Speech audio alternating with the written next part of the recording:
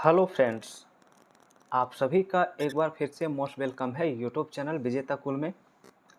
साथियों, आज का हमारा टॉपिक है सर्वनाम और उसके भेद। हिंदी का हम टॉपिक वाइज आप सभी का प्यून के लिए लगातार डिस्कस कर रहे हैं। तो कल के हमने वीडियो में संज्ञा और उसके भेद और उसके एमसीक्यू को डिस्कस किया था, और आज बारी है सर्वनाम और उसके भेद और इसके एमसीक्यू का। तो आप लोग इसे पूरा पढ़िए पहले, उसके बाद एमसीक्यू को सॉल्व करने का प्रयास करेंगे। तो चलिए शुरू करते हैं वीडियो को। पहला यहाँ पर देखिए क्या लिखा है। सर्वनाम के बारे में पहले समझना है कि सर्वनाम किसे कहते हैं। संज्ञा के बदले अथवा उसके प्रतिनिधि के रूप में जो शब्द प्रयुक्त होता है उसे ही सर्वनाम कहते हैं। अर्थात वाक्य में संज्ञा की पुनरुक्ति दूर करने के लिए जो शब्द प्रयुक्त होते हैं उसे ही सर्वनाम कहा जाता है। जैसे राम बहुत तेज लड़का है, वह परीक्षा में हमेशा प्रथम आता है। यहाँ वह जो प्रयुक्त हुआ है वह परीक्षा में प्रथम आता है, तो वह सर्वनाम है जो राम के लिए प्रयुक्त हुआ है। हिंदी में कुल 11 सर्वनाम है, जैसे मैं, तू, आप, वह, ईटीसी आपका देखिए इस तरह से दिया गया है, इसे याद रखिएगा। चलिए, सर्वनाम के बाद हमारा शुरू होता है अगला जो टॉपिक है वो सर्वनाम के भेद। तो सर्वनाम के मुख्यतः 6 भेद हैं। कितने? 6 भेद हैं, जिसमें पुरुषवाचक सर्वनाम, निश्चयवाचक, अनिश्चयवाचक, निजवाचक, संबंधवाचक और प्रश्नवाचक। और इधर इसका देखिए दिया गया है कि कौन कौन से सर्वनाम में कौन कौन से शब्द प्रयुक्त होते हैं। इसे आप लोग देख लीजिए, याद करिए, ठीक है। चलिए अब बढ़ते हैं, एक एक करके सभी सर्वनाम के बारे में देखेंगे। तो पहला जो सर्वनाम हमारा था पुरुषवाचक सर्वनाम, तो इसके बारे में जानना है। जो सर्वनाम पुरुषवाचक या स्त्रीवाचक संज्ञाओं के नाम के बदले आता है उसे ही पुरुषवाचक सर्वनाम कहते हैं। जैसे में मैं, वह, तू, तुम इत्यादि। पुरुषवाचक सर्वनाम से बोलने वाला, सुनने वाला या जिसके विषय में कहा जाए बोध होता है। इस आधार पर पुरुषवाचक सर्वनाम के भी 3 उपभेद हैं, यानी कि पुरुषवाचक सर्वनाम को 3 भाग में बांटा गया है, जिसमें पहला है उत्तम पुरुष। तो उत्तम पुरुष किसे कहते हैं? जिस सर्वनाम का प्रयोग कहने या बोलने वाला के लिए करता है उसे उत्तम पुरुष कहते हैं, जैसे मैं, हम, मेरा, हमारा इत्यादि। दूसरा है मध्यम पुरुष। तो सुनने वाले के लिए जो सर्वनाम प्रयुक्त होता है उसे ही मध्यम पुरुष कहते हैं, जैसे तू, तुम, आप इत्यादि। इसके बाद थर्ड में आपका है अन्य पुरुष।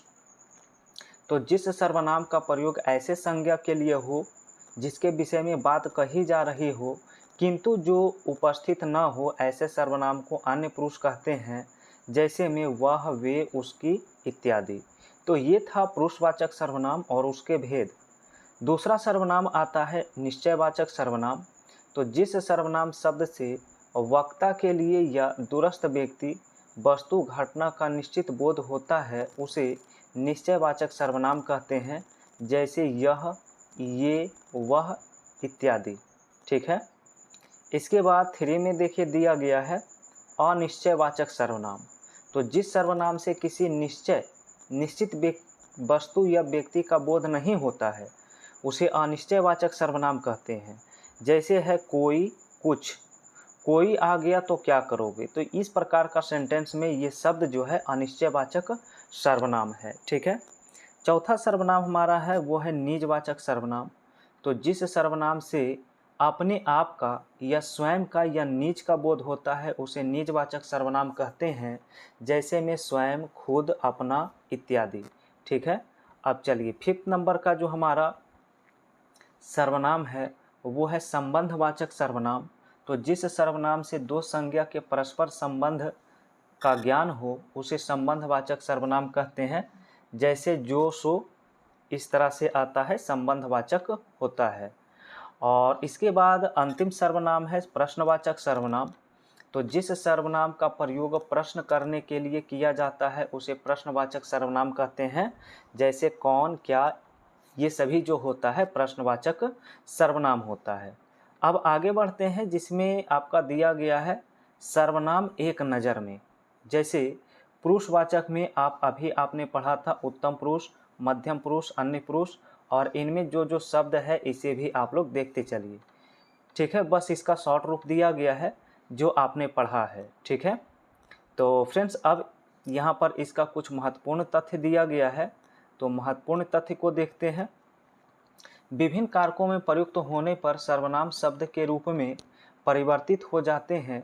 इसका प्रयोग संबंधन में नहीं होता, अर्थात हमें केवल 7 कारक हैं, जैसे मैं, मुझको, मेरे लिए, मेरा इत्यादि। ठीक है, कभी कभी कुछ शब्द समूह भी सर्वनाम के रूप में प्रयुक्त किए जाते हैं, जैसे कुछ ना कुछ, सब कुछ इत्यादि। सर्वनाम में लिंग भेद से रूपांतरण नहीं होता है, जैसे वह जाता है, वह जाती है। ठीक है, इसके बाद दिया है कि सर्वनाम आदर और अनादर का बोध कराता है, जैसे आप से आदर तथा तू, तुम से अनादर का बोध होता है। तो फ्रेंड्स ये था इसका डेफिनेशन। अब सर्वनाम का देखिए वस्तुनिष्ठ प्रश्न है, इसका फटाफट आंसर आप लोग कमेंट करके बताइएगा। तो चलिए शुरू करते हैं वस्तुनिष्ठ प्रश्न का। तो वस्तुनिष्ठ प्रश्न में पहला है, हम क्या है? पहला सवाल। तो हम जो है ये उत्तम पुरुष है, अभी आपने पढ़ा है, उत्तम पुरुष इसका आंसर हो जाएगा। और फ्रेंड्स देखिए कल के वीडियो में एक क्वेश्चन था, एक कमेंट आया था, 11 नंबर सवाल कल एमसीक्यू में देखेंगे, क्वेश्चन नंबर 11 में। तो वहाँ पर आपसे पूछा गया था कौन जो है वो व्यक्तिवाचक संज्ञा नहीं है, तो उसका आंसर आप लोग इम्प्रूवमेंट कर लीजिएगा। औरत इसका आंसर होगा जो उस सवाल में व्यक्तिवाचक संज्ञा नहीं है। ठीक है, तो कल ये कमेंट आया था, बिल्कुल सही क्वेश्चन था, यहाँ पर इम्प्रूव कर लीजिएगा आप सभी एक बार देख के। ठीक है, चलिए आगे बढ़ते हैं। दूसरा नंबर सवाल, सर्वनाम के कितने भेद हैं? तो अभी आपने इसका डिस्कस किया है, बताइए आंसर। तो सर्वनाम के 6 भेद होते हैं, ऑप्शन डी होगा। क्वेश्चन नंबर 3 से चलिए। 3 में दिया है यह कौन सा सर्वनाम है? तो यह जो होता है निश्चयवाचक सर्वनाम होता है। ठीक है, चलिए क्वेश्चन नंबर 4 है, तू, तुम, आप हिंदी के कौन से पुरुषवाचक सर्वनाम है ये बताना है। तो ये मध्यम पुरुष होता है, ऑप्शन सी होगा। क्वेश्चन नंबर 5 है, कल वह विद्यालय जाएगा, इस वाक्य में सर्वनाम बताइए क्या है? तो ऑप्शन नंबर बी हो जाएगा वह। नेक्स्ट है 6 में, इनमें से कौन सा सर्वनाम पुरुषवाचक सर्वनाम नहीं है? तो पुरुषवाचक में ऑप्शन ए आएगा कोई।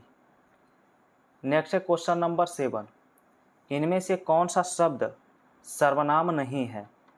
तो 7 का आंसर डी होगा, इधर जो है ये सर्वनाम में नहीं होगा। क्वेश्चन नंबर 8 है, प्रश्नवाचक सर्वनाम का उदाहरण बताइए, इनमें से कौन सा है? तो कौन जो लिखा गया है प्रश्नवाचक होता है। चलिए क्वेश्चन 9 है, मैं कुछ पुस्तकें लाया हूँ, इसे तुम रख लो। रेखांकित शब्द यानी कुछ जो है कौन सा सर्वनाम है? तो 9 का आंसर बी होता है अनिश्चयवाचक। नेक्स्ट है 10 में, निम्न में से प्रश्नवाचक सर्वनाम का प्रयोग किस वाक्य में हुआ है? तो 10 का आंसर बी होगा, यह घर किसका है, इसमें प्रश्नवाचक का प्रयोग किया गया है। नेक्स्ट है 11, कुछ खा लो, इस वाक्य में कुछ कैसा सर्वनाम है? कुछ, तो नाम से ही पता चल रहा है कि अनिश्चयवाचक सर्वनाम है। ठीक है, नेक्स्ट क्वेश्चन 12 है, देखो कौन आया, इस वाक्य में कौन कैसा सर्वनाम है? तो कौन जो यहाँ पर होगा ऑप्शन नंबर डी होगा, प्रश्नवाचक सर्वनाम हो जाएगा। ठीक है, सवाल नंबर 13 है, मैं स्वयं आ जाऊँगा, इस वाक्य में स्वयं जो है कैसा सर्वनाम है? तो निजवाचक सर्वनाम करेंगे, ऑप्शन बी। नेक्स्ट है 14, यह राम का घर है, इस वाक्य में यह कैसा सर्वनाम है? तो 14 का आंसर ए होगा, निश्चयवाचक। ठीक है, चलिए आगे देखिएगा 15 में, आप मेरे घर अवश्य पधारें, इस वाक्य में आप किस पुरुष में है? 15 का आंसर बी होगा, मध्यम पुरुष। नेक्स्ट है 16, निम्न में से किस वाक्य में अन्य पुरुष का प्रयोग किया गया है? तो 16 का आंसर सी होगा, वे पढ़ रहे हैं। सवाल नंबर 17 है, निम्न में वाक्यों में उत्तम पुरुष का प्रयोग किस ऑप्शन में हुआ है ये देखना है। तो आज मेरे घर में पूजा है, यहाँ पर उत्तम पुरुष का प्रयोग किया गया। ठीक है, चलिए देखिएगा 18 नंबर क्वेश्चन है। राजेंद्र बाबू हमारे प्रथम राष्ट्रपति थे, आप वस्तुतः दूसरे गांधी थे, इस वाक्य में आप क्या है? तो 18 का आंसर सी करेंगे, मध्यम पुरुष।